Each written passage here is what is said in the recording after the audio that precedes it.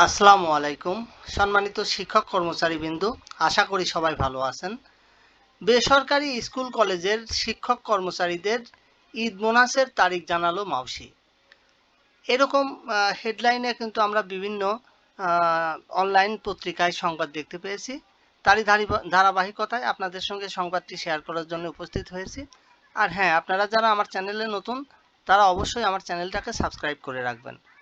বেসরকারি স্কুল ও কলেজের এমপিওভুক্ত শিক্ষক কর্মচারীদের ঈদ উল আজহার উৎসব ভাতা প্রদান কার্যক্রম শুরু হয়েছে। আজ মঙ্গলবার থেকেই ধাপে ধাপে সংশ্লিষ্টদের ব্যাংক অ্যাকাউন্টে ভাতার অর্থ জমা হতে শুরু করেছে বলে জানা গেছে।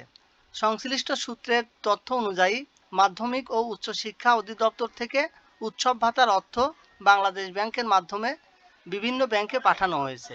ব্যাংকগুলো ইতিমধ্যে শিক্ষকদের অ্যাকাউন্টে টাকা পৌঁছে দেওয়ার কাজ শুরু করেছে। আশা করা হচ্ছে আগামীকাল বুধবারের মধ্যে সব শিক্ষক কর্মচারী তাদের উৎসব ভাতার টাকা পেয়ে যাবেন। সম্মানিত শিক্ষক কর্মচারীবৃন্দ, এই ধরনের আপডেট সংবাদগুলো জানতে অবশ্যই আমার চ্যানেলটাকে সাবস্ক্রাইব করবেন। ভালো থাকবেন সবাই। আসসালামু আলাইকুম।